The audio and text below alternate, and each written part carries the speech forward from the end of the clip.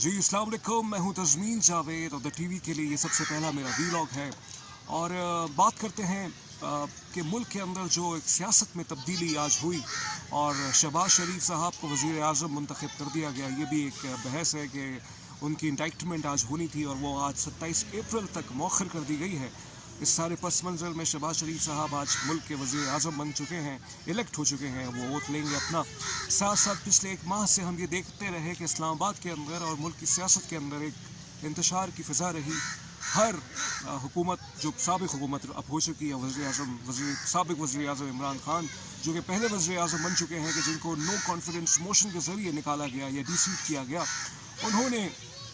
पूरे एक माह से ये कहते रहे कि मेरे पास एक ट्रम्प का कार्ड है, मेरे पास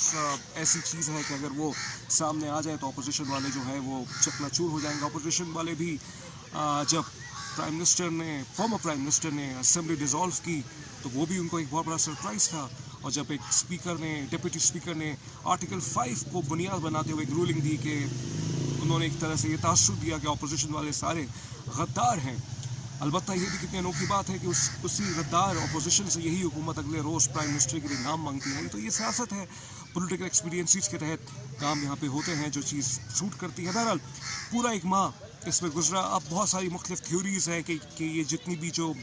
गवर्नमेंट की ये जो आउट किया गया है या निकाला गया है prime minister Imran Khan, former prime minister Imran Khan की जो गवर्नमेंट को गिराया गया है, ये सब कुछ क्या इंडिजिनस था या इसके पीछे कोई कॉन्स्पिरेसी थी। कॉन्स्पिरेसी इन सेंस कि कोई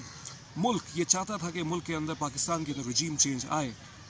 अब इसमें हकीकत हो या ना हो, लेकिन लोग अलबत्ता इस नैरेटिव को बाय कर रहे हैं कि former prime minister Imran Khan की गवर्नमेंट को इसलिए हटाया गया क्योंकि कुछ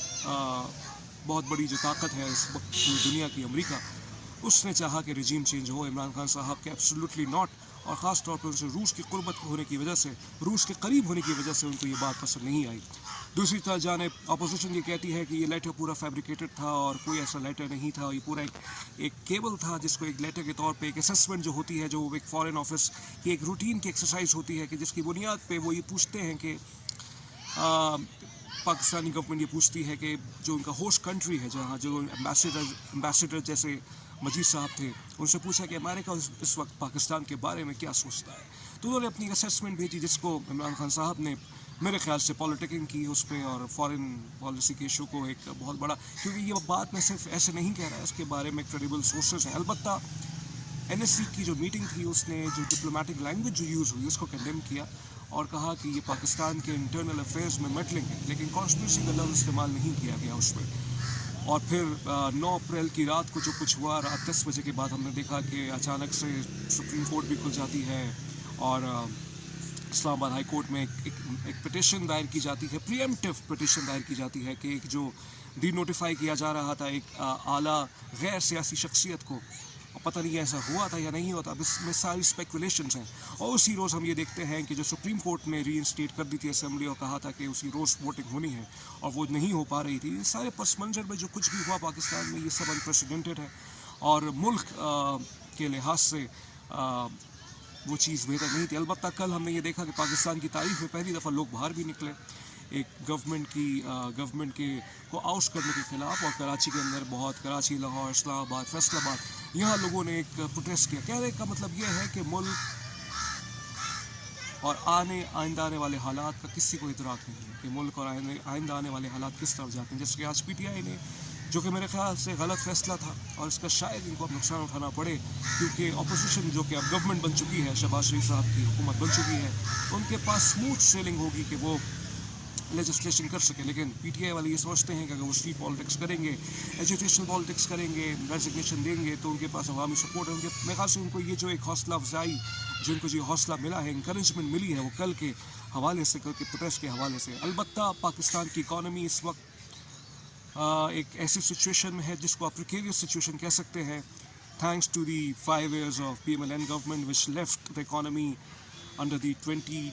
billion trade deficit, and to the PTI government which left this economy on a very worse shape, which has been set by the Atif Mia,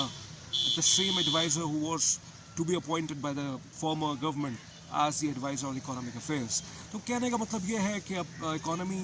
نیچے ہے پیٹرول کی پرائسز بڑھنے کے خطرات ہیں, IMF کی جو نئی ٹرانچ ہے اس کے اوپر ڈائلاگ کتنا کامیاب ہوتا ہے کتنا نہیں ہوتا. 189 پہ ڈالر چلا گیا تھا جمعے کو, 189 روپیز پہ $1 چلا گیا تھا. اب ہم دیکھتے ہیں کہ وہ واپس 182 پہ آ گیا ہے انٹر بینک مارکیٹ میں, جو کہ ایک طرح سے اسٹیبلٹی کی سائن تو ہے, مگر کہنے کا مطلب یہ کتنی دیر یہ سسٹین کر سکتا ہے. کیا شہباز شریف کی گورنمنٹ لوگوں کو ریلیف دے پائے گی, یہ سب سے بنیادی سوال ہے. دوسرا یہ کہ اگر وہ نیب کی پاورز کو کنٹرول کرتے ہیں تو عمران خان کا نیریٹو بالکل صحیح ہوگا کہ ان کا آنے کا مقصد صرف کرپشن کو بچانا ہے, اور یہی ساری نظریں اب دیکھتے ہیں عوام کی ہوں گی ان ساری چیزوں پہ. ہم دعا کو ہے کہ ہمارے سیاستدان تھوڑا سا اپنے اندر عقل لائیں اور اپنی ذاتی انا کو سائڈ میں کریں اور ملک کو چلنے دیں.